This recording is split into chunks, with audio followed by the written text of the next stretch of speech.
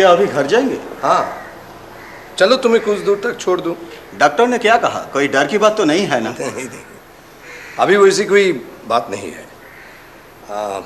Blood की report आने के बाद देखा जाएगा। राजेश, जरा एक टैक्सी रोकना तो। टैक्सी? आप चिंता मत कीजिएगा, सब ठीक हो जाएगा। चलो। दोस्तों, आप में से सभी सीरियस पार्टीकर्मी और आदर्शवादी है। आप सभी अविवाहित भी है।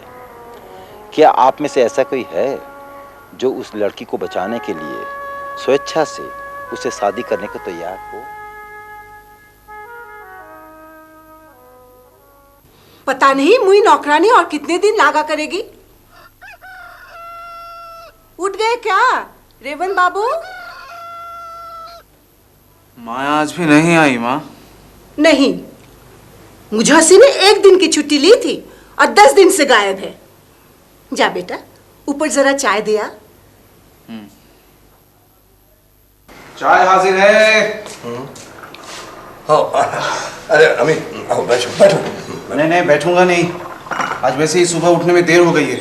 देखो, तुम सुबह जल्दी उठो या देर से, क्या फर्क पड़ता है? काम काज तो कुछ है नहीं। बैगन ग्रेजुएट। ओहो, आपकी बात पे याद आया। क्या याद आया?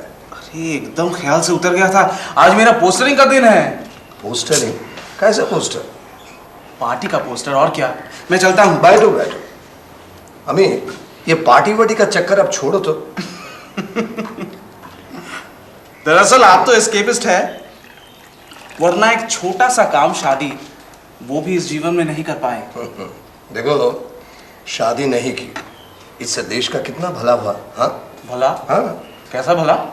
लो, no marriage so no child, and no child so no making of an another unemployed. अभी जरा जल्दी में हूँ। आपकी इस बात का जवाब मैं शाम को आकर दूंगा। Okay, bye.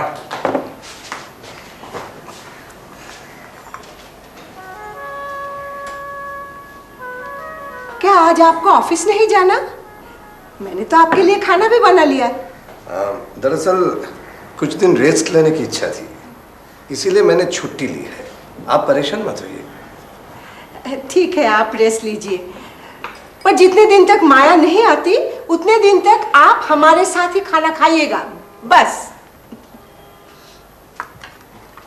रेवंत बाबू, हाँ। आपको हम लोगों ने कभी अपने किराएदार नहीं समझा।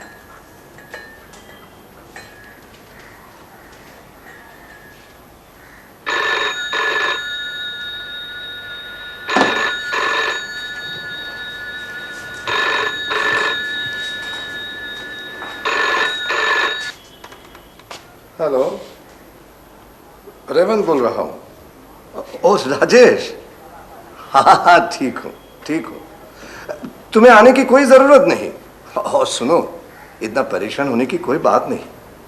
हाँ ठीक है बाबा, मैं खबर करूँगा। Don't be so upset mister Mitra. अभी आपको कुछ दिन पूरा आराम करना चाहिए। नहीं नहीं, मैं बिल्कुल भी अपसेट नहीं हूँ। मैं तो इसके लिए मानसिक रूप से तैयार था। मैं जानता था डॉक्टर, ऐसा कुछ ना कुछ मेरे साथ जरूर होगा। मतलब आप कैसे जानते थे? पाप पुण्य में आप विश्वास करते हैं? पाप मैं पुण्य? आ सकती हूँ? यस सर, मेरी वो फ्रेंड कल्पना आई है जिसके बारे में मैंने आपको बताया था। अभी तो हम लोग किसी को ले नहीं रहे हैं। ठीक है, उसे किसी और दिन आने को कहो। Okay sir. ठीक है डॉक्टर, फिर मैं चलता हूँ। ओके, अब चिंता मत कीजिएगा, सब ठीक हो जाएगा।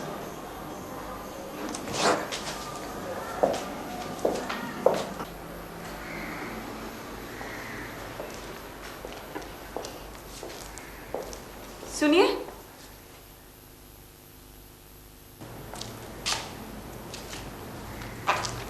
अपना प्रेस्क्रिप्शन ही छोड़े जा रहे हैं?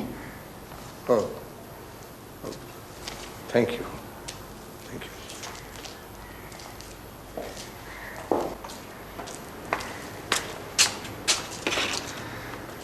बेचारा। क्या हुआ है उन्हें?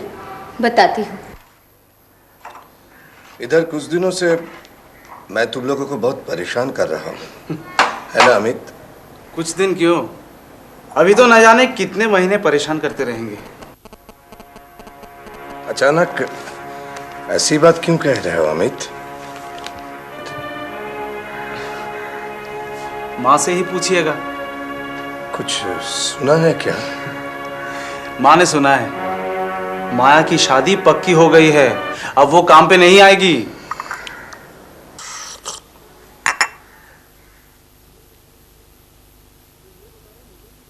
हाँ तो ये बताइए मुझे क्यों बुलाया है? आप कह रहे थे कि कोई जरूरी बात करनी है। अरे बैठो तो सही। नहीं नहीं, मैं बैठूंगा नहीं, मुझे काम है। इंटरव्यू? अच्छा अमित, इसको लेकर अब तक कुल कितने इंटरव्यू दिए तुमने? कभी गिना नहीं। तो अभी पार्टी का काम किए जा रहे हो? जीवन में आपने राजनीति तो कभी की नहीं, फिर पार्टी से इतनी नाराजगी क्यों?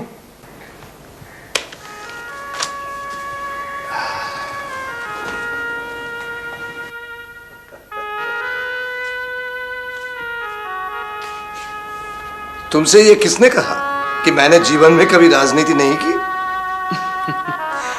आपकी बातें सुनकर तो यही लगता है। जानते हो, पार्टी के काम के कारण ही मैं शादी नहीं कर सका। भला ये कौन सी बात है? पार्टी ने क्या शादी करने पर रोक लगा रखी थी? नहीं, बल्कि यूं कहो कि पार्टी मेरी शादी कराने के लिए हाथ धोकर मेरे पीछे पड़ गई थी। वो कैसे? अमित, उन दिनों मैं भी तुम्हारी उम्र का हट्टा कट्टा जवान था, राजनीति करता था, तुम्हारी तरह पोस्टर लगाता था, लेक्चर देता था, लोगों को उल्टा सीधा समझाता भी था।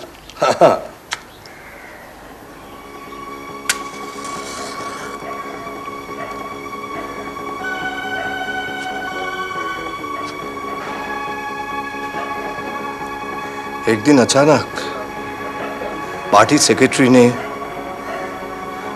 हमें से कुछ लोगों को बुलाया। दोस्तों, हमारी पार्टी की एक पक्की समर्थक श्रीमती सिन्हा की बेटी मालती को आप सभी जानते हैं। इंसान की खाल में छिपे एक शैतान ने उसे प्यार का नाटक रचाकर उसे शादी का लालच देकर उसका सर्वनाश कर दिया।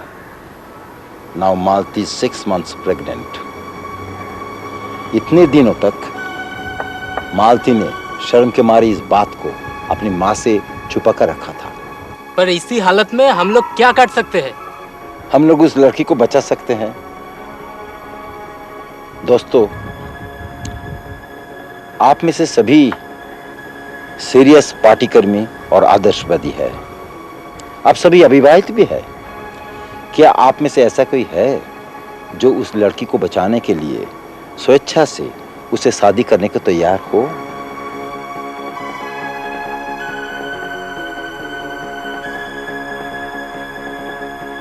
मेरे दोस्त रेवंत, क्या आप भी ये दायित्व नहीं ले सकते हैं? सॉरी, मेरे लिए यह नामुमकिन है।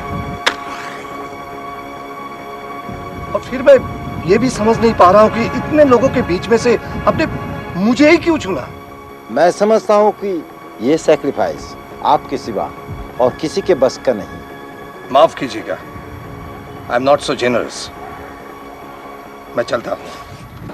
फिर क्या हुआ? उसी दिन मैंने खुद को पहचाना। आदर्श की बड़ी बड़ी बातें कितनी खोखली होती हैं। उसके बाद मैं सीधा भाग गया धनबाद। वही थी मेरी शादी की सबसे पहली और आखिरी बात। उसके बाद ना तो मैंने पार्टी की और न ही शादी। और उस लड़की का क्या हुआ? शर्म और अपमान के बोझ तले उस लड़की ने ट्रेन से कटकर अपनी जान दे दी। पर उसके बाद आपने शादी क्यों नहीं की? ये मेरी समझ में नहीं आया। पाप बोध। पाप बोध? आपका कैसा पाप? उस मासूम लड़की को मैं असहाय अवस्था में छोड़कर चला आया। और जब ट्रेन से कटकर उसकी आत्महत्या की खबर सुनी तो मुझे लगा कि मैं ही उसकी मौत का जिम्मेदार हूं। जो दाम्पत्य सुख मैं मालती को नहीं दे सका, उसके पाने का मुझे भी कोई हक नहीं था। खैर जाने दो, तुम्हें जिसलिए बुलाया था। हाँ कहिए।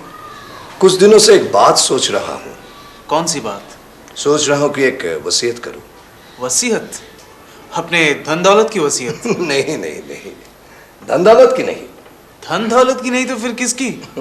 जहां तक मैं जानता हूं आपकी कोई स्थायी संपत्ति तो है नहीं। अमित, हर इंसान की एक बेशकीमती संपत्ति होती है, और वो है उसका जिस्म, जो कुछ देता नहीं, सिर्फ लेता है। सारी जिंदगी लेता रहता है। अब देखो ना, इस धरती से हम लोग क्या क्या नहीं लेते, पानी, हवा, खूबसूरती, पर इसके बदले देते कुछ नहीं, कुछ भी नहीं। मैं अपने उसी लोभी जिस्म की एक वसीयत करना चाहता हूं, ताकि मेरे मरने के बाद मेरी आंखें, मेरा दिल, मेरी किडनी, यहां तक कि मेरा कंकाल इंसान के काम आए, और तुम होगी उस वसीयत के एग्जीक्यूटर। पर क्यों? इस तरह की बातें अचानक आपके मन में आई क्यों? मैं अब ज्यादा दिन नहीं बचूंगा। मुझे ब्लड कैंसर हुआ है। क्या?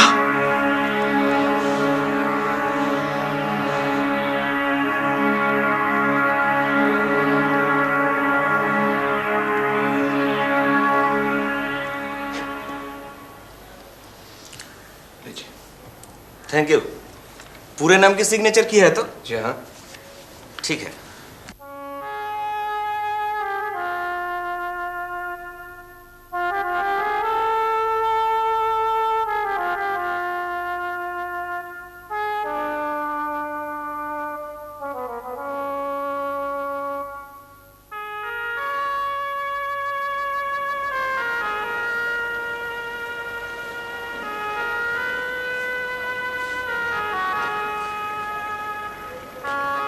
रेवन बाबू।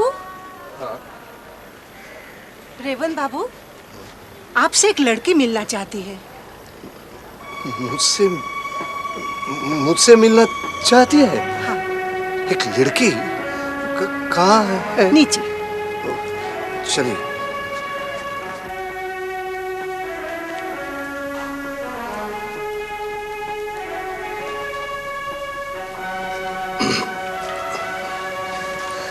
नमस्ते। नमस्ते, बैठिए।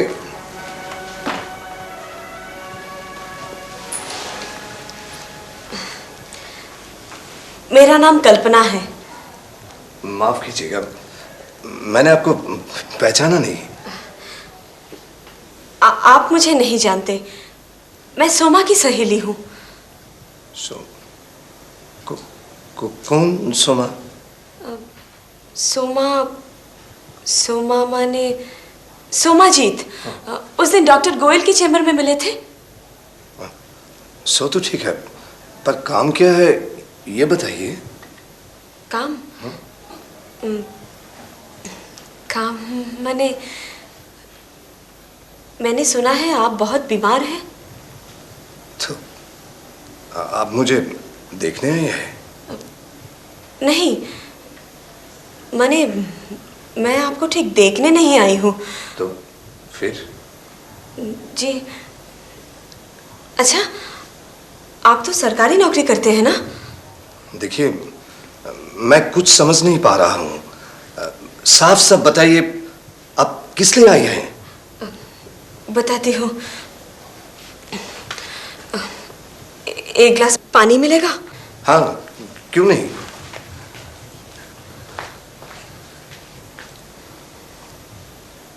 हाँ, लीजिए। Thank you.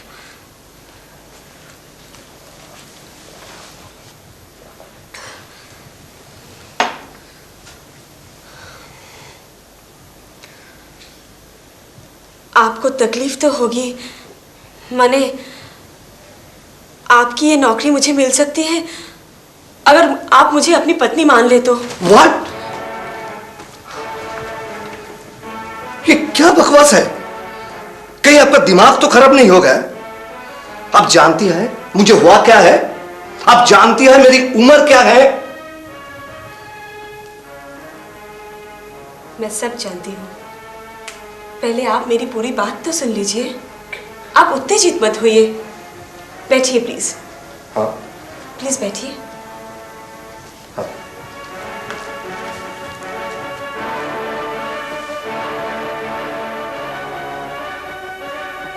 मैं जानती हूँ आपकी उम्र 55 साल है। मैं जानती हूँ आपको ब्लड कैंसर है। मैं ये भी जानती हूँ कि आप ज्यादा दिन बचेंगे नहीं। सिर्फ यही नहीं, मुझे ये भी मालूम है कि आप एक ऐसी नौकरी करते हैं जिसे करते करते अगर आपकी मृत्यु हो गई तो कंपैशनेट ग्राउंड पर आपकी ये नौकरी आपकी पत्नी को आसानी से मिल सकती है। पर क्योंकि आपने शादी नहीं की, इसलिए आपकी पत्नी या बच्चे भी नहीं है। तो इसका मतलब ये हुआ कि आपकी मृत्यु के बाद ये नौकरी किसी को नहीं मिलेगी। पर अगर आप मुझसे शादी कर ले तो आपकी ये नौकरी मुझे मिल सकती है। क्यों? कहिए, क्या मेरा प्रस्ताव एक पागल का प्रस्ताव है? क्या ये असंभव है? घर पर एक मैरिज रजिस्टर को बुला लेते हैं, दोनों जने एक कागज पर साइन कर ले, बस मैं आपकी लीगल वाइफ।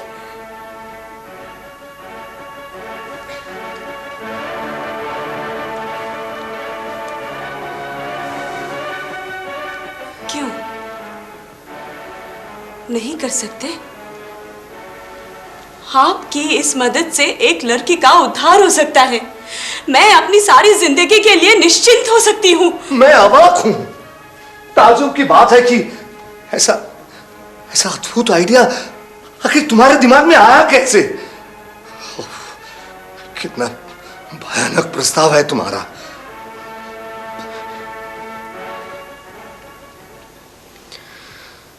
मैं जानती हूँ मेरी इन बातों से निष्ठुरता की गंध आती है, पर विश्वास कीजिए मेरे पास दूसरा कोई उपाय नहीं है। अगर मुझे एक नौकरी नहीं मिली तो मुझे आत्महत्या करनी पड़ेगी।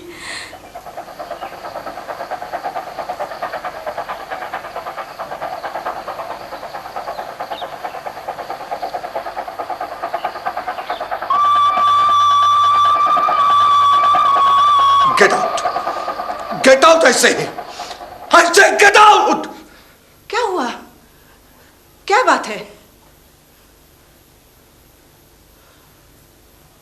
विश्वास कीजिए मैं सब तरफ से हार कर आपके पास आई थी।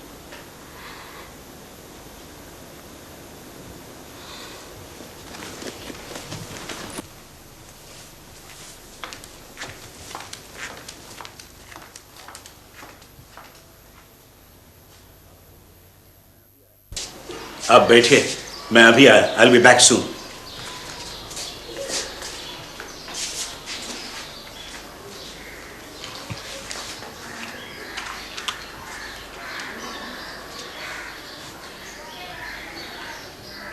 मेरी पत्नी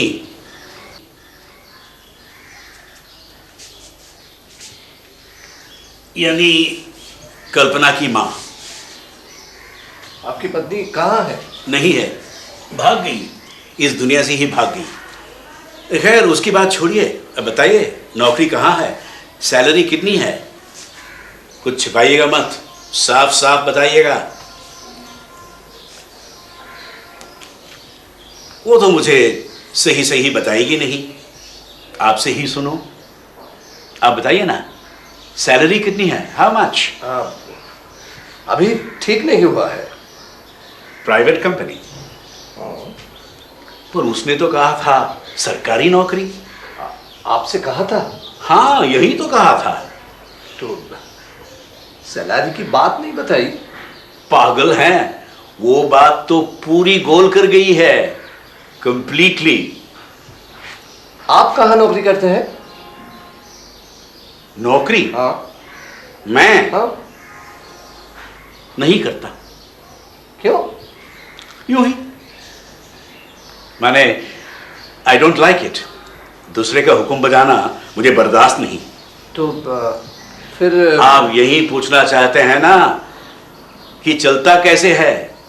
अब नहीं चलता, पहले चलता था। कमला चलाती थी। कमला के जाने के बाद it's a great loss to me. वही नौकरी करती थी, वही घर चलाती थी। विश्वास कीजिए, उसके जाने के बाद मैं बिल्कुल भिखारी बन गया। I have become an absolute beggar. और मेरे पास बेगिंग के सिवा चारा ही क्या है। लेकिन मेरी इस बेगिंग से किसी किसी के सम्मान को ठेस लगती है। ठेस नहीं लगेगी? तुम्हारी जिंदगी में तो तुम्हारे पेट और तुम्हारी भूख के अलावा कुछ है ही नहीं, पर मेरी जिंदगी में तो है। अरे आप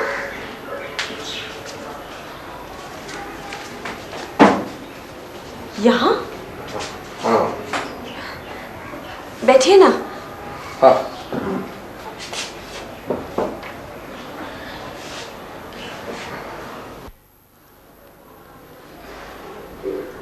मैं तो सोच भी नहीं सकती थी कि आप यहाँ। मैं अपने उस दिन के बिहेवियर के लिए शर्मिंदा हूँ। इसमें आपकी क्या गलती है? मेरा प्रस्ताव ही इतना एब्सर्ड था कि जो भी सुनता वही भड़क जाता। आपने बेकारी तकलीफ की। आपको मेरा पता कहाँ से मिला? चाय लेंगे आप? नहीं लूंगा। आपका पता मिला मुझे आपकी सहेली वो सोमाजीत से। अच्छा, वो सज्जन शीतल चंद्र, मेरे पिता। आपसे पैसा तो नहीं मांगा उन्होंने? नहीं, पैसा क्यों मांगेंगे? अच्छा, वो कोई नौकरी क्यों नहीं करते?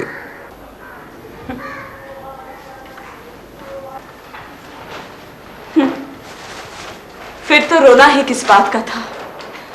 एकदम कामचोर आदमी है। सारी जिंदगी इस औरत की कमाई खाता रहा, और वो खाना भी कैसा। एक इंसान जो इतना खा सकता है, आप उसकी कल्पना भी नहीं कर सकते। और बाबूगिरी, टैक्सी के बिना तो वो चल ही नहीं सकते। दामी सिगरेट, महंगे कपड़े, सब कुछ इस औरत की बदौलत। और उसके बाद अचानक एक दिन नींद में ही हार्ट अटैक हुआ और मां चल बसी। बस 3 महीने के भीतर जो कुछ बचा था सब अपने अय्याशी में उड़ा दिया। और अब क्या बताऊं आपको? मुझे तो बताते भी शर्म आती है। सुनिए सुनिए, can you give me a pack of cigarettes? Sorry sir.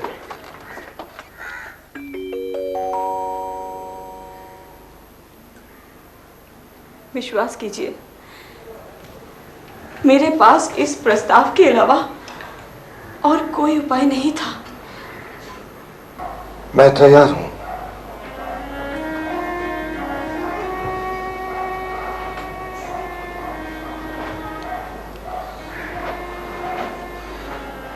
लेकिन एक शर्त है। शादी तो करूंगा, but I will not share your bed. Sorry, मैं आपके पास भीख मांगने नहीं गई थी। I hate begging. मुझे आपकी दया नहीं चाहिए। कल्पना, मैं जानती हूँ इस वक्त आपको एक ऐसे शख्स की जरूरत है जो आपकी ठीक से देखभाल कर सके, और ये काम एक पत्नी से बेहतर और कोई नहीं कर सकता। इसलिए मैं आपकी पत्नी, आपकी अर्धांगिनी बनना चाहती हूँ, आपकी दया की पात्र नहीं। अगर मैं जल्दी ना मरूं तो वो मेरी किस्मत होगी, पर दया हरगिज़ नहीं। इसकी वजह मत पूछना। लेकिन बिना इस शर्त को माने मैं तुमसे शादी नहीं कर सकता। अब इस जिंदगी में तो मैं किसी भी औरत के साथ हमबिस्तर नहीं हो सकता। तुम अगर इसे दया समझो तो मैं मजबूर हूं।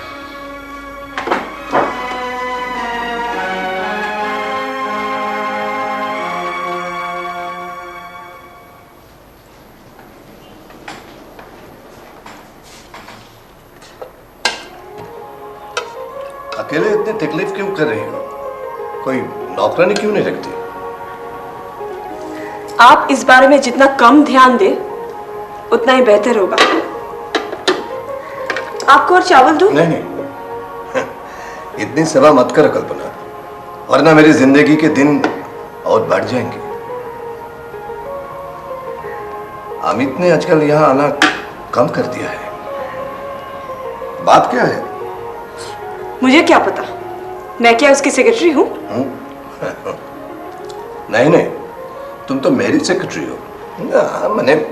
मैं तो तुम्हारा एक तरह का एम्प्लॉय हूं ना। आज सुबह से इतने गंभीर क्यों हो? क्या रात को ठीक से नींद नहीं आई?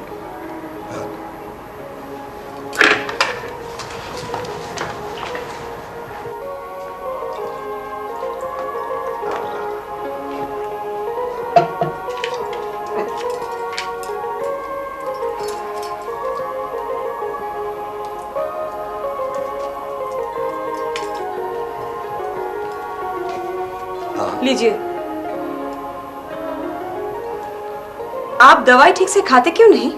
याद नहीं रहता। और फिर दवाई क्या यमराज से जीत सकती है?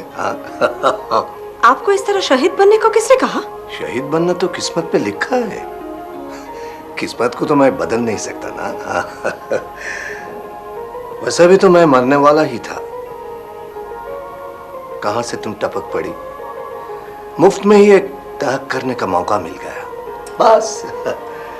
A great sacrifice of an old husband for his young, very young wife.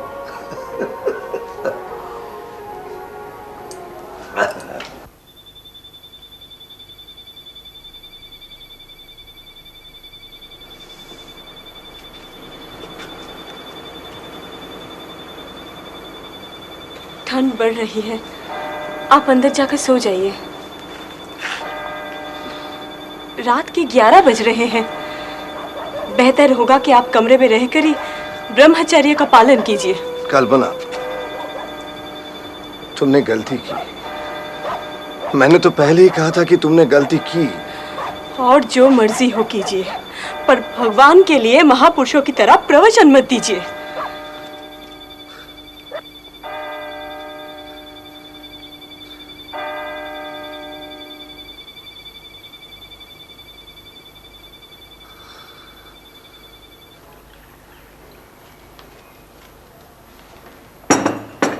हाजिर है, हाजिर है। श्रीमती कल्पना मित्र की मीठी स्वादिष्ट चाय का परम भक्त हाजिर है। अरे बुद्धू, कल्पना मित्र की मीठी चाय नहीं रे, बोल कल्पना मित्र के खूबसूरत हाथों से बनी मीठी एवं स्वादिष्ट चाय। आप जो भी कहिए रेवंदा, कल्पना भाभी के आने से घर का नक्शा ही बदल गया है।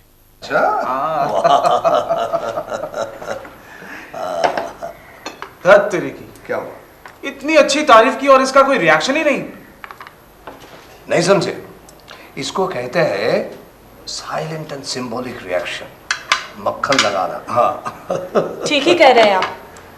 कोई किसी कारण से लगाता है तो कोई मजबूरी में। वाह वाह, लगता है कल्पना भाभी मुझसे कुछ नाराज है। तुमसे नहीं, मुझसे। क्यों? फूल जैसी एक सुंदर जवान लड़की जिसके अभी खेलने खाने का दिन है, वो मुझ जैसे एक बुढ़े के घर कैद कर दी गई। अब तो सिर्फ मक्खन लग रही है, वो भी मजबूरी में। अमित, जाओ ना, उसे कोई पिक्चर दिखा लो। हाँ,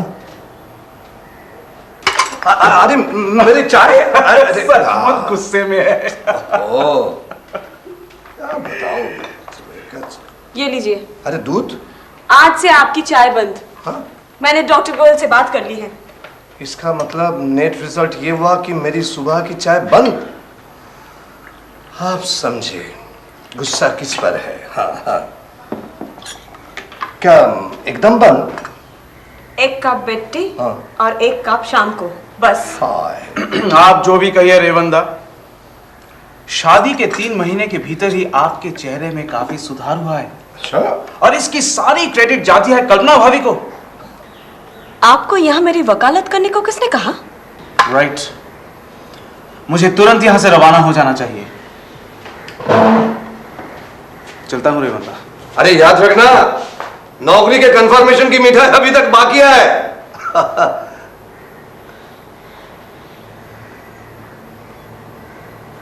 अमित को तुम्हारी बात बुरी लग सकती है, तुम्हें ऐसे नहीं कहना चाहिए था। ऐसे तो वो यहां आना ही बंद कर देगा। हाँ,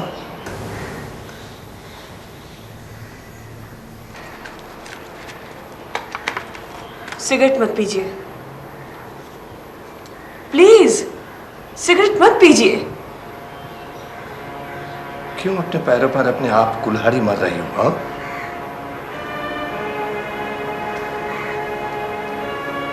सचमुच तुम चाहती है कि मैं जीऊं?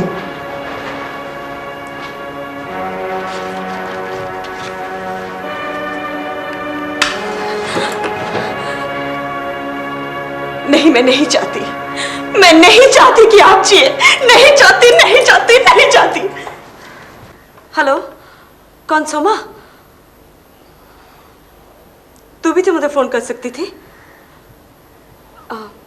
सुन, तेरे साथ एक बहुत जरूरी बात करनी है। हाँ, तुम ऑफिस में ही रहना, मैं आ रही हूँ, ठीक है? अच्छा, क्या हुआ? चल ना, बैठ। अब बता, कौन सी जरूरी बात है?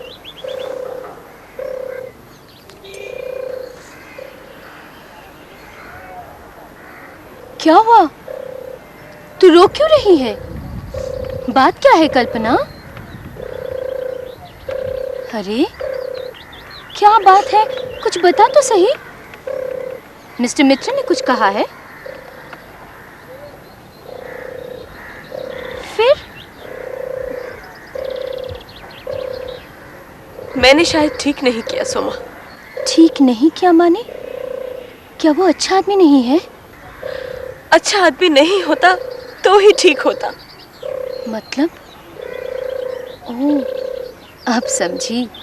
तू सोच रही है कि वो ठीक हो जाएगा। अरे पगली, मैं तुझे 100% गारंटी देकर कह सकती हूँ, ऐसे आदमी ज्यादा दिन नहीं बचते। वो बहुत अच्छा आदमी है रे। तो फिर तू रो क्यों रही है? क्या बात है, साफ साफ बता ना। इन 3 महीनों में ही मैं थक गई हूँ सोमा। वो मुझे क्या? वो तुझे क्या? वो मैं तुझे कैसे समझाऊं सोमा।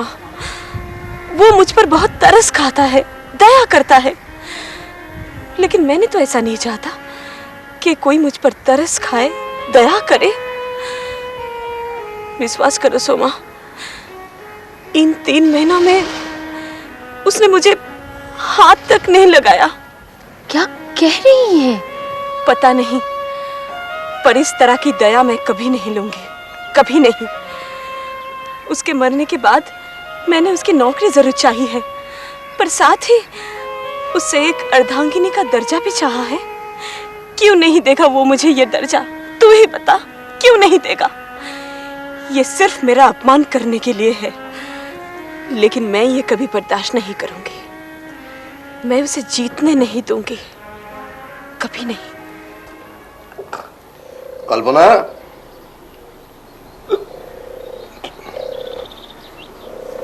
कल्पना,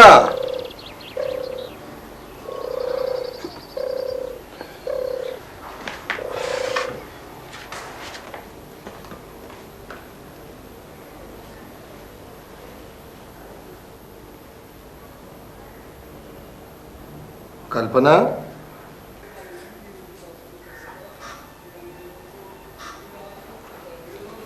कल्पना,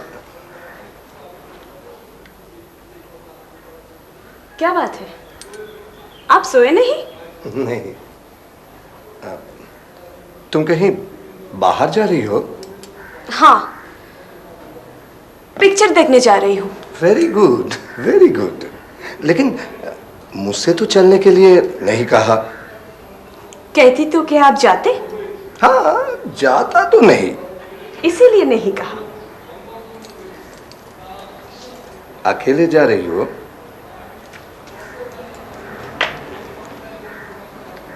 नहीं, अमिता ऑफिस से आकर मेट्रो के नीचे मेरा इंतजार करेंगे। क्या बात है, हंस क्यों रहे हैं? सुनकर खुशी हुई, इसीलिए। मुझे भी सुनकर खुशी हुई।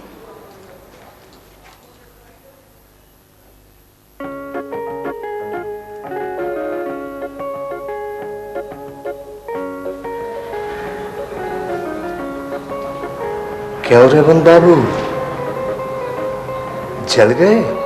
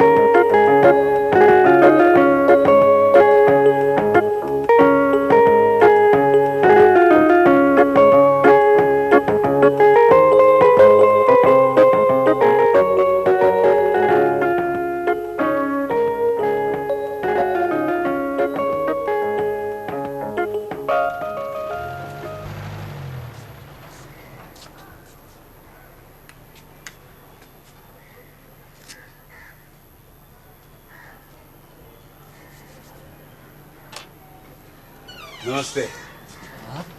सॉरी आपको डिस्टर्ब किया। अरे डिस्टर्ब कैसा, आइए भीतर आइए। लेकिन कल्पना घर में नहीं है। पता है, इसलिए तो मैं दोपहर को आया हूँ। इफ यू डोंट माइंड, 100 रुपया जरा दीजिएगा, टैक्सी का भाड़ा देना है। हाँ हाँ जरूर, एक मिनट।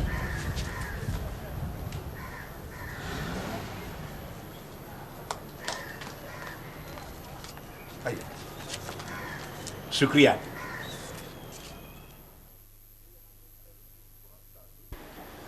मुझे यहाँ देखकर बहुत ताज्जुब हो रहा है ना? नहीं नहीं, ताज्जुब क्यों होगा? अपनी बेटी से मिलने, उसके घर आने का आपको पूरा अधिकार है। अधिकार तो दूर की बात है, उल्टे मुझे, मेरा मतलब है, मेरे यहाँ आने पर भी रोक है। रोक? क्यों? डोंट मिसअंडरस्टैंड मी रेवंत बाबू, आपको भी थोड़ा और सावधान होना चाहिए। Do you know that she is running around with a young vagabond?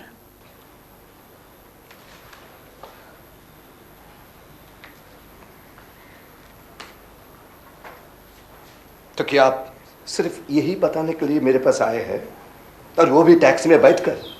नाराज हो गए? ये तो मेरी ड्यूटी है। आप जैसा एक आदमी जो इस दुनिया में और कुछ दिन का मेहमान है, उसके साथ ये सरासर बेईमानी है। Sheetal babu, stop, please stop. Sorry, I am very sorry. दरअसल मैं भुक्तभोगी हूं ना, इसलिए अच्छा नहीं लगा। चलता हूं। भुक्तभोगी?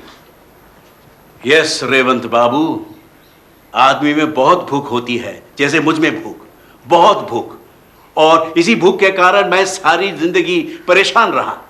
आप उस दिन पूछ रहे थे ना, मैं क्यों नौकरी नहीं करता? अगर मैं नौकरी करता तो एक और शख्स नौकरी नहीं कर पाता। जी हां, मैं कल्पना की मां की बात कर रहा हूं। खैर, इन बातों को छोड़िए। कुछ रुपए दीजिए ना, आई नीड सम मनी। बहुत दिनों से अच्छे होटल में खाना नहीं खाया। हाँ हाँ, क्यों नहीं। हाँ?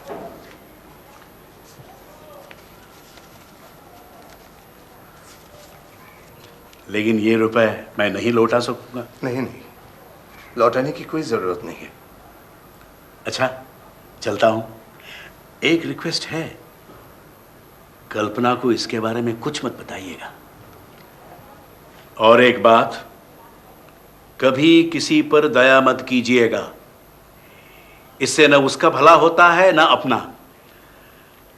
तरस खाने से बेहतर है छीन के खाना। If you need something, you'd better snatch it. Goodbye. एक बात कहूं, नाराज तो नहीं होगी?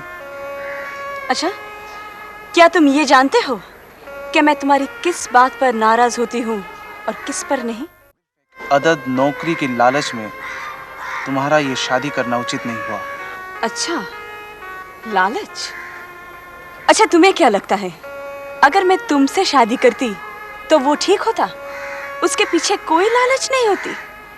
ये जो तुम मेरे साथ घूमते फिरते हो, उसके पीछे तुम्हारी कोई लालच नहीं। क्या कहते हो? तुम बैठो, मैं आती हूँ। दोपहर के वक्त कहाँ जा रहे हैं? डॉक्टर गोयल के यहाँ जा रहा हूँ। मैं भी क्या आपके साथ चलूं? कोई जरूरत नहीं। लगता है आज तुम्हारा कोई प्रोग्राम नहीं है।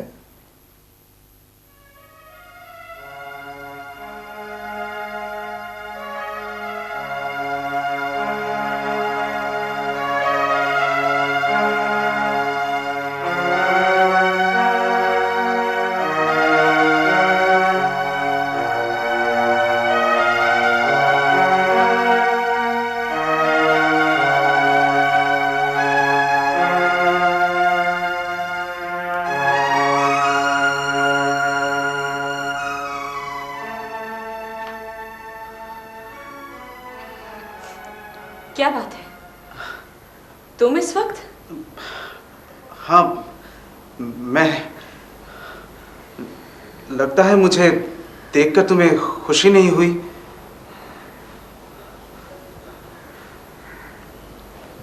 क्या बात है?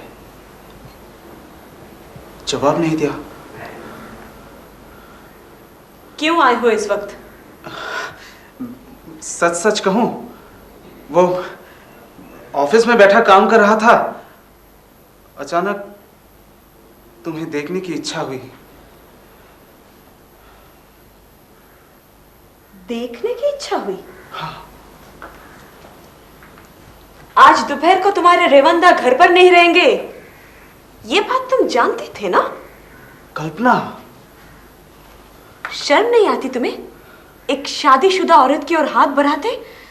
और तुम हो उनकी वसीयत के एग्जीक्यूटर। छी! ओह, मेरे जैसे एक जवान मर्द के रहते उस सड़े गले इंसान के लिए तुम्हारे मन में इतना दर्द? मेरी ऐसी हालत क्यों कर दी तुमने? क्यों? क्यों? विश्वास करो, विश्वास करो, मैं मजबूर हूं, मैं मजबूर हूं।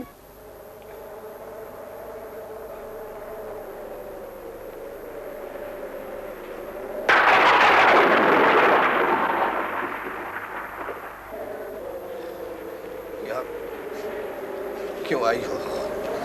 अच्छा, सो जाओ। बारिश आने वाली है।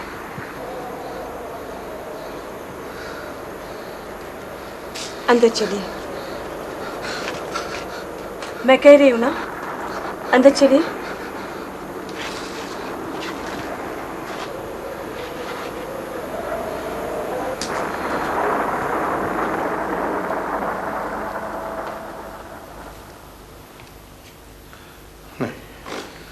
जाओ, चल, तुम सो जाओ। अच्छा। फिर बैठे क्यों? सोने जाओ।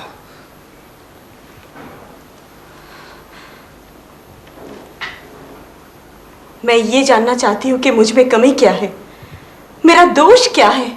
कोई कमी नहीं, तुम्हारा कोई दोष नहीं। जाओ, सो जाओ। नहीं, आज मैं नहीं जाऊंगी।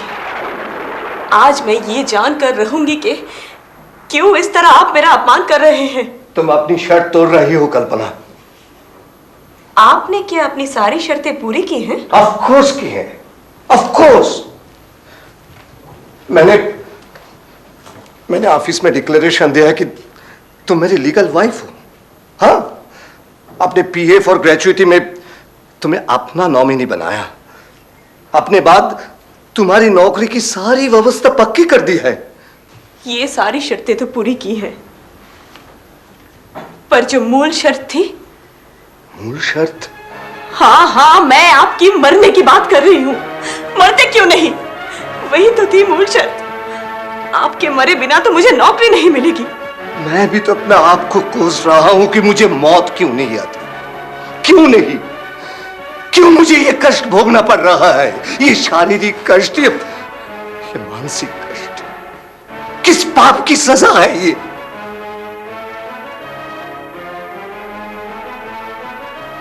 बताइए तो,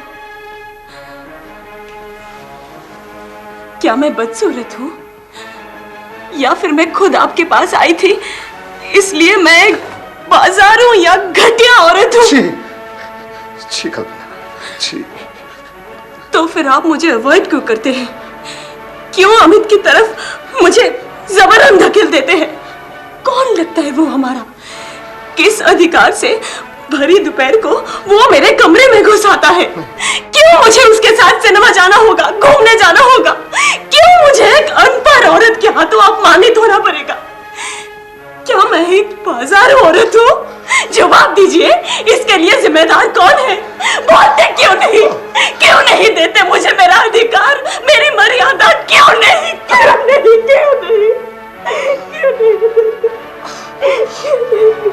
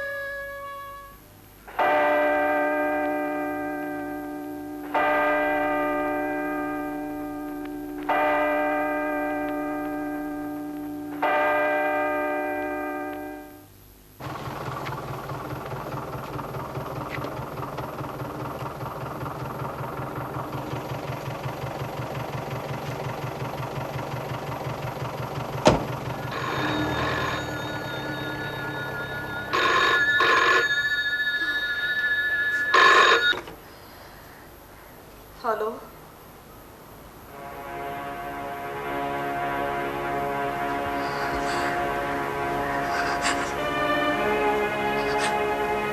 क्या क्या कह रहे हैं? हाँ, कब?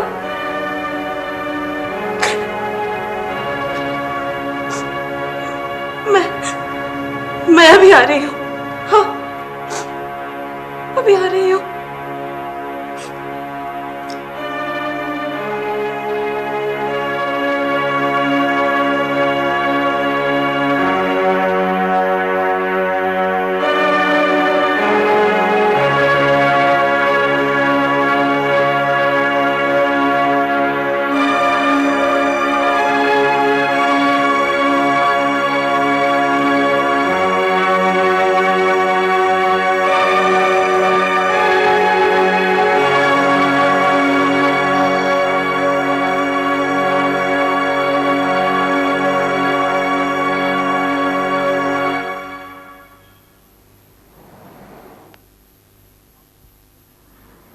मिसेस मित्रा, आपका एक डिक्लेरेशन चाहिए, वरना वो लोग बॉडी एक्सेप्ट नहीं करेंगे। उनकी वसीयत की कॉपी आपके पास है ना? चलिए, मैं भी साथ ही चल रही हूँ। सारे कागज है मेरे पास।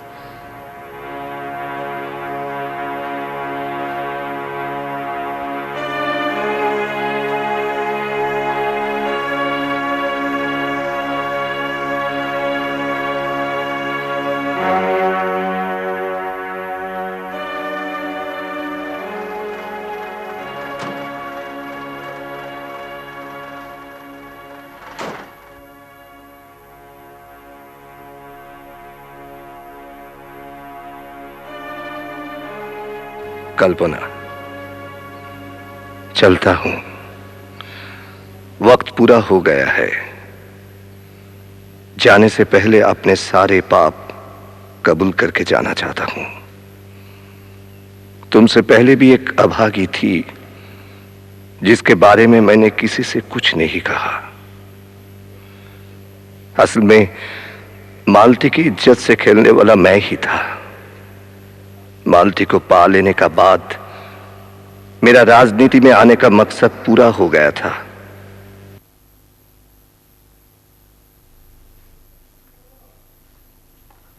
जा रहे हो? क्या हुआ?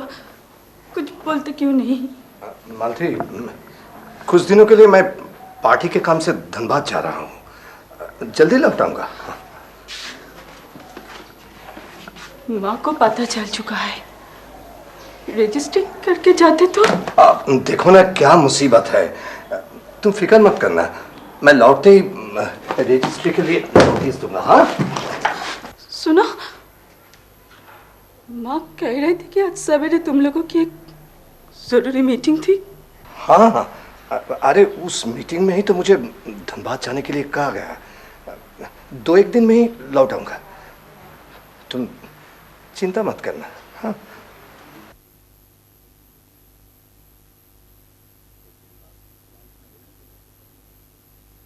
एक दिन मालती ट्रेन से कटकर जान दे दी। मालती मेरी वजह से खत्म हो गई। अगर मैं राजनीति करता रहता तो क्या वो भी खत्म हो जाती? पता नहीं। सही अर्थों में एक सच्चे इंसान की तरह जीने के लिए अपने आप से कितना लड़ना पड़ता है, ये मैं आज ही जान पाया। इसीलिए मैंने उस जिस्म को सजा देने के लिए उसे मेडिकल कॉलेज को दे दिया। फिर भी क्या मेरे पापों का प्रायश्चित हो पाएगा? इति रेवंत।